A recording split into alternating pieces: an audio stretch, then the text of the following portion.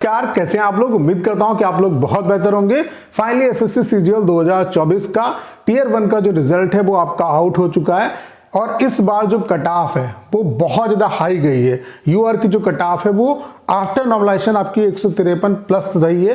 तो कितनी क्या कट ऑफ किस किस पोस्ट के लिए रही है वो सारा कुछ रिजल्ट मैं आपको दिखाने वाला हूं। उसके अलावा एसएससी ने इस बार एस्पिरेंट के साथ बहुत बड़ा मजाक किया है।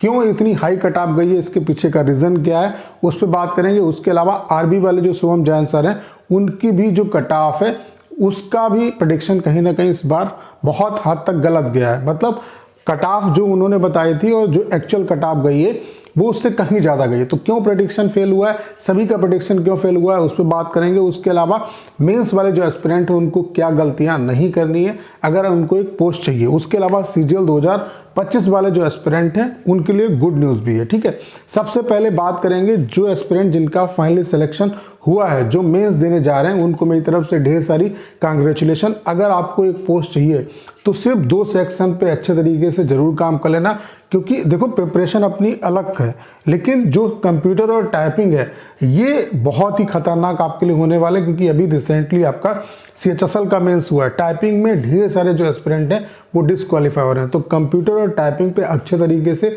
जरूर काम कर लेना। और टाइपिंग के लिए सबसे ज़्यादा जो इंपॉर्टेंट है आपके लिए वो है प्रीवियस पैसेज। एग्जाम क्वालिफाई करना है तो प्रीवियस ईयर क्वेश्चन और टाइपिंग क्वालिफाई करना है तो प्रीवियस पैसेज। हमने आपके लिए कंप्लीट टाइपिंग का सॉफ्टवेयर बना दिया जिसका इंटरफेस बिल्कुल एसएससी सीएचएसएल सीजीएल जैसा है। बाकी यहाँ पे हम आपको 250 पैसेज दे रहे हैं जो कि एसएससी सीएचएसएल सीजीएल एग्जाम में आए हुए हैं। इन्हीं पैसेज को कम से कम 2 से 3 बार जरूर प्रैक्टिस कर लेना और लास्ट टाइम पे सिर्फ और सिर्फ प्रीवियस पैसेज ही आपको प्रैक्टिस करने। एक दिन का जो डेमो है वो आपके लिए बिल्कुल फ्री है। डेमो का लिंक डिस्क्रिप्शन और कमेंट बॉक्स में पिन किया हुआ है, वहां से आप डेमो दे सकते हैं। और अगर आप डेमो से सेटिस्फाई होते हैं तो अपना जो बेस्ट प्लान है वो परचेज कर सकते हैं, लेकिन डेमो जरूर दीजिएगा। डेमो बिल्कुल फ्री है, लिंक डिस्क्रिप्शन और कमेंट बॉक्स में पिन किया हुआ। आप देख सकते हैं आरवी वाले जो शुभम जैन सर हैं इन्होंने जो कट ऑफ बताई थी, यूआर की 143, ओबीसी की 140, ईडब्ल्यूएस की 136, एससी की 116, उसके अलावा एसटी की 106। यहाँ पे हमारा ये अनुमान था कि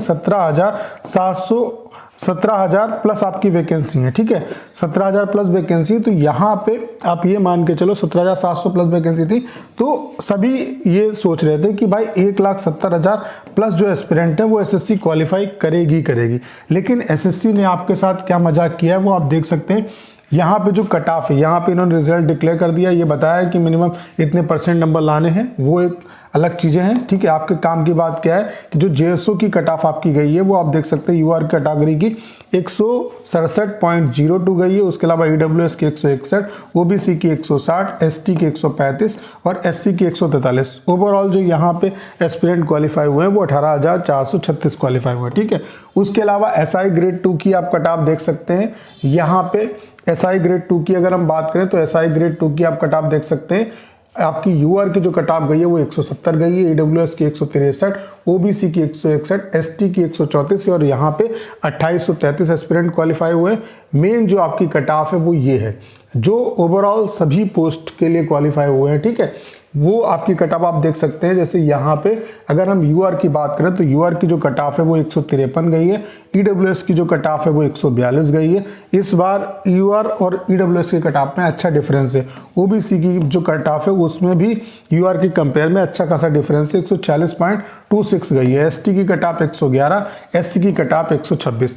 ओवरऑल जो यहाँ पे इन्होंने इस बार बच्चे क्वालिफाई किए वो आप देख सकते हैं और यहीं पे पंगा हुआ है। 16,005 आपका 1,65,240 जो एस्पिरेंट है वो इस बार मेंस के लिए क्वालिफाई किए। ओवरऑल इतने ही एस्पिरेंट क्वालिफाई हो, क्योंकि जो जेएसओ के लिए क्वालिफाई है एसआई ग्रेड 2 की जिसने कट ऑफ को क्लियर किया वो ऑलरेडी इसमें एग्जिस्ट करता है। तो ओवरऑल 1,65,240 ही एस्पिरेंट क्वालिफाई हो, जबकि वैकेंसी 17,700 प्लस थी।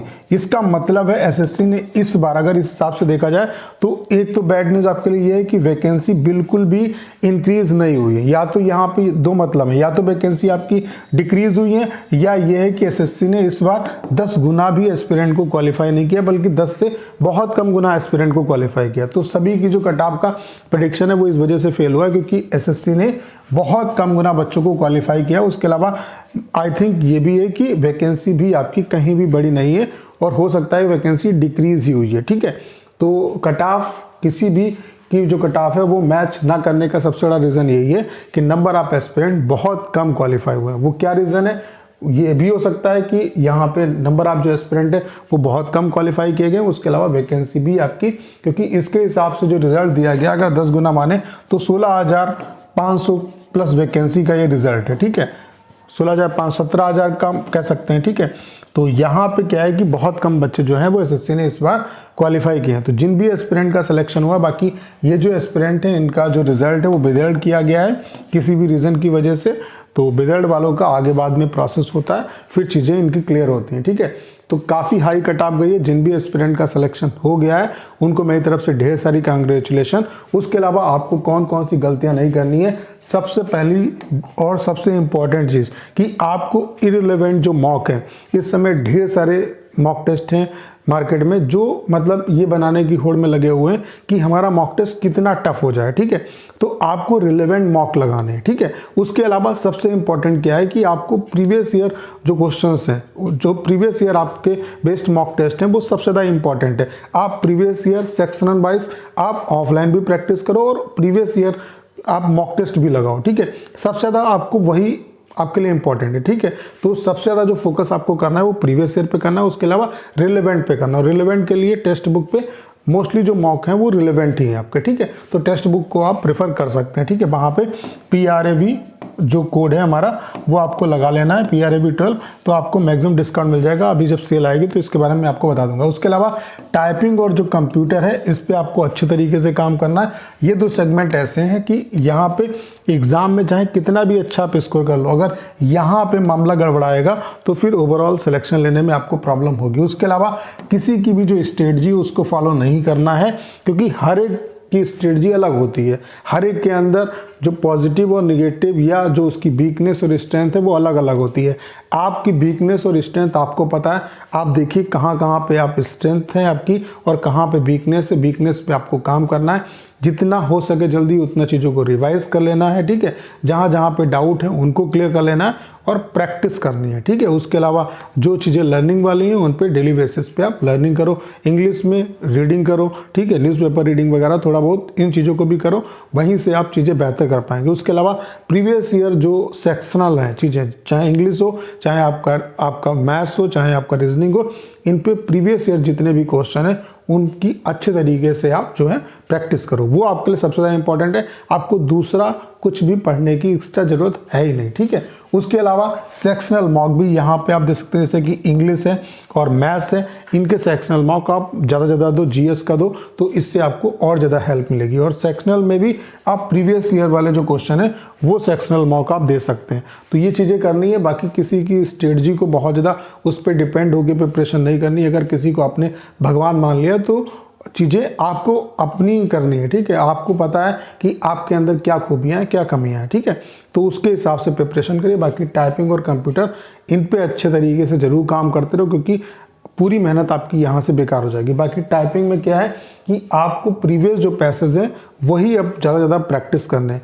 और हमने आपके लिए कंप्लीट टाइपिंग का सॉफ्टवेयर बना दिया है जिसका इंटरफेस बिल्कुल SSC CHSL सिजल जैसा है। और यहाँ पे हम आपको 250 पैसेज दे रहे हैं जो कि SSC CHSL सिजल एग्जाम में आए हुए हैं। एक दिन का डेमो बिल्कुल फ्री है। डेमो का लिंक डिस्क्रिप्शन और कमेंट बॉक्स में पिन किया हुआ, वहाँ से आप डेमो दे सकते हैं। और अगर आप डेमो से सेटिस्फाई होते हैं तो अपना जो बेस्ट प्लान है वो परचेज कर सकते हैं। बाकी यहाँ पे 2025 वाले जो एस्पिरेंट हैं उनके लिए गुड न्यूज़ ये है कि जो रिजल्ट SSC ने दिया है और यहाँ पे इतने कम गुना एस्पिरेंट क्वालिफाई किए हैं, तो इससे साफ चीज़ें मतलब क्लियर होती हैं कि वैकेंसी आपकी जो है वो इंक्रीज़ नहीं हुई है। और वैकेंसी इंक्रीज़ नहीं होने का मतलब ये है कि PSC की जो वैकेंसी थी 4100 के आसपास, वो उतनी है यहाँ पे एग्जिस्ट करती हैं।